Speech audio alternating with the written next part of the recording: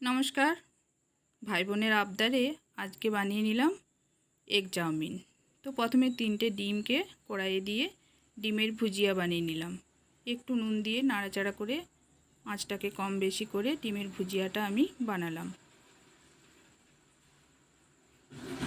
ভুজিয়া আমাদের রেডি। তো এটাকে তুলে রাখবো।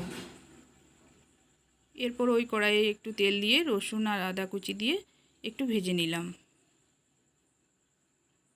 রসুন আদা ভাজা হয়ে গেলে দিয়ে দিলাম পেঁয়াজ কুচি ভাজা হয়ে এলে দিলাম আগে থেকে কেটে রাখা গাজর আর ক্যাপসিকাম।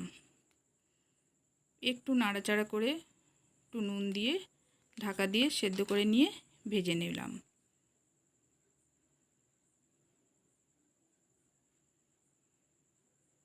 চাউমিন আমি আগে থেকে সেদ্ধ করে নিয়েছিলাম 3 মিনিট মতো। এবার ঠান্ডা জল দিয়ে ধুয়ে নিয়ে 2 চামচ মতো তেল মাখিয়ে রেখেছিলাম যাতে চাউমিনটা ঝরঝরে থাকে। এরপর দিয়ে দিলাম 1 চামচ সয়া সস, 1 টেবিল চামচ টমেটো সস দিয়ে ভালো করে মেখে নিয়ে দিয়ে দিলাম ডিমের ভুজিয়াগুলো দিয়েও ভালো করে মেখে নিলাম।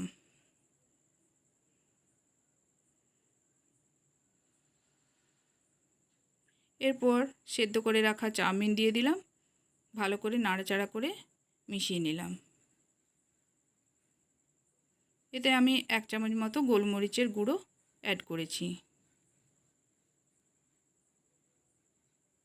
এবার গরম গরম চাউমিন টমেটো সসের সাথে পরিবেশন করলাম।